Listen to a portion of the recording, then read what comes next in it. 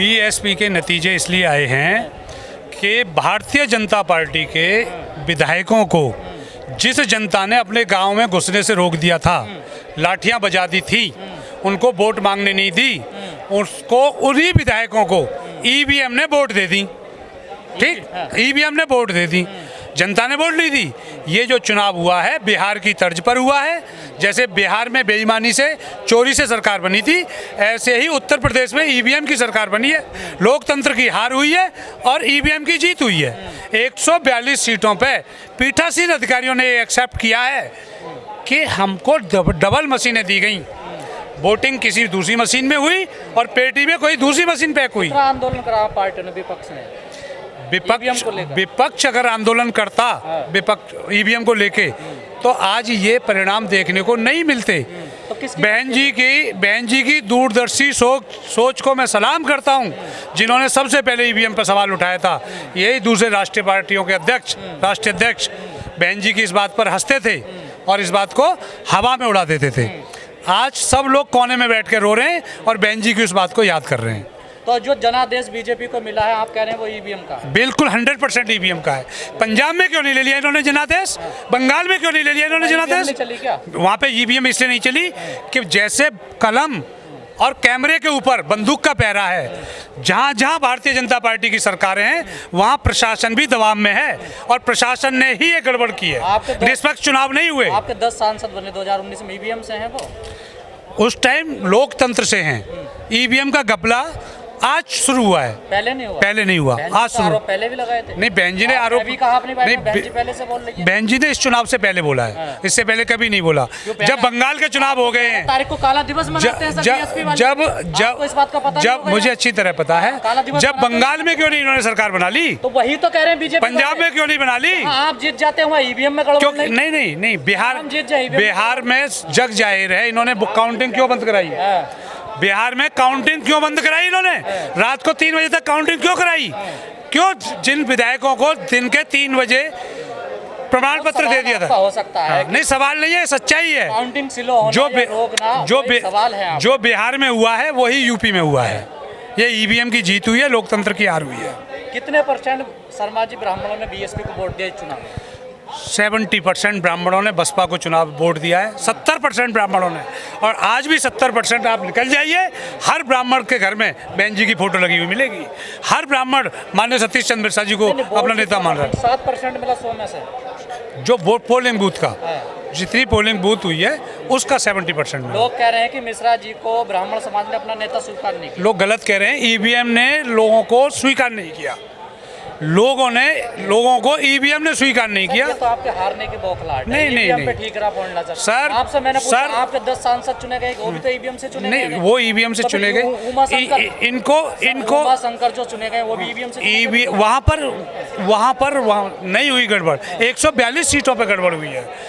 142 seat जो ये हार रहे थे उन पे ईवीएम बदली गई है। 402 सीटों पे, 3 सीटों पे नहीं बदली गई, 142 सीटों पर बदली गई है। वहीं इन्होंने अपना बहुमत सिद्ध कर दिया है। ये बुरी तरह हार रहे थे। ये लोकतंत्र की हार हुई है, आम जनता की हार हुई है, आम पब्लिक की हार हुई है, लोगों की हार हुई है, संविधान की हार हुई है। तो शर्मा जी, आप नहीं मानते बीएसपी का कैडर कमजोर हुआ, संगठन कमजोर हुआ? कोई संगठन कमजोर नहीं है। कार्यकर्ताओं ने काम नहीं किया। कार्यकर्ताओं ने भरपूर काम किया है, भूखे पेट काम किया है, खाली हाथ काम किया है, दिन और रात काम किया है और आज भी करने को तैयार। नजर तो नहीं आए ना सर? ईवीएम चल रही है तो कहाँ से नजर आएगा? ईवीएम ये तो ज्योतिषी हैं, ये तो जादूगर हैं, ये तो ग्वाजीगर हैं, ये तो कारीगर हैं। ये जो बोल देते हैं वो हो जाता है। इन्होंने बोला 275 सीट लाएंगे, 275 सीट आ गई। तो उन्हें भरोसा आना अपने काम पर। उनको कोई भरोसा नहीं, उनको अपने ईवीएम पे भरोसा है। ईवीएम पे भरोसा है। सर, 2 तारीख को बहन जी आगरा में रैली करती हैं, 10 तारीख को वोटिंग होनी है। 8 दिन पहले आप लोग चुनाव प्रचार शुरू कर रहे हैं, ये आपकी गलती नहीं है? बहन जी की पार्टी का हर कार्यकर्ता पूरे 5 साल घर घर में जाके प्रचार करता है। जैसे अब कोई आगे 2-2.5 साल तक चुनाव नहीं है। ये जो भीड़ देख रहे हो, ये प्रचार ही हो रहा है। ये बहन जी के ही कार्यकर्ता हैं, मान्यवर साहब के अनुयायी हैं। ये बसपा में आस्था रखने वाले लोग हैं। और यहाँ पे सिर्फ जाटव समाज के लोग नहीं है, एक बिरादरी के लोग नहीं है, एक संप्रदाय के लोग नहीं है। यहाँ ब्राह्मण भी है, यहाँ ठाकुर भी है, यहाँ गुजर भी है। यहाँ पे सब कुछ है। के लोग जो पुराने कार्यकर्ता हैं, जो पुराने कैडर के वामसद के लोग हैं कि बहन जी मिशन से भटक गई हैं, बहुजनों वाले को सर्वजन हिताय सर्वजन सुखाय कर दिया बहन। सर, एक समाज को लेकर के कभी कोई पार्टी सत्ता में नहीं आ सकती और बहन जी ने सब समाज के लिए काम किया है। आज एक गगनचुंबी इमारतें देख रहे हैं, जिस प्रांगण में आप खड़े हैं, ये परम आदरणीय बहन कुमारी जी की देन है। हाईवे जो बन रहा है वो बहन जी की देन है। स्कूल जो बने हैं, कॉलेज बने हैं, विश्वविद्यालय बने हैं, अस्पताल बने हैं, जिला कार्य मुख्यालय बने हैं, कप्तान कार्यालय बने हैं, विकास भवन बने, तहसील बनी है, वो सब बहन जी की देन है। शर्मा जी, और उसमें सब समाज के लोगों को सुविधा मिल रही है। शर्मा जी, मिश्रा जी ने 75 से ज़्यादा ब्राह्मण सम्मेलन के, प्रबुद्ध सम्मेलन का नाम दिया उनको। बहन जी ने भी एक लखनऊ में किया। लगातार उन्होंने और भी बैठक की, तमाम इतनी मेहनत की, लेकिन ब्राह्मण समाज का वोट क्यों नहीं मिला आपको? सब समाज का वोट मिला है, ईवीएम का वोट नहीं मिला है लोगों को, प्रत्याशियों को। सिर्फ और सिर्फ ईवीएम से चुनाव बंद। आज आप एक काम करिए, आज ईवीएम को बंद करा के कल चुनाव करा लीजिएगा। भारतीय जनता पार्टी के जितने प्रत्याशी होंगे जमानत जब्त होगी सबकी। अरे सर, क्या बात कर रहे हो? जिला पंचायत के चुनाव हुए ना, क्या हाल हुआ देखिए। आप तो फिर भी तीसरे नंबर पर है। जिला पंचायत के चुनाव जिला पंचायत के चुनाव सत्ता के चुनाव होते हैं। वहाँ सत्ता का दबाव होता है, जो अधिकारी चाहते हैं वो होता है। और भारतीय जनता पार्टी उन्हीं प्रदेशों में सरकार बनाती है जहां पर उनकी पहले से सरकार। संगठन में बदलाव की जरूरत नहीं है। संगठन बहुत अच्छा है और जो बहन जी का निर्णय होगा वो सर्वमान्य होगा। संगठन में कोई कमी नहीं है, कोई कमी नहीं।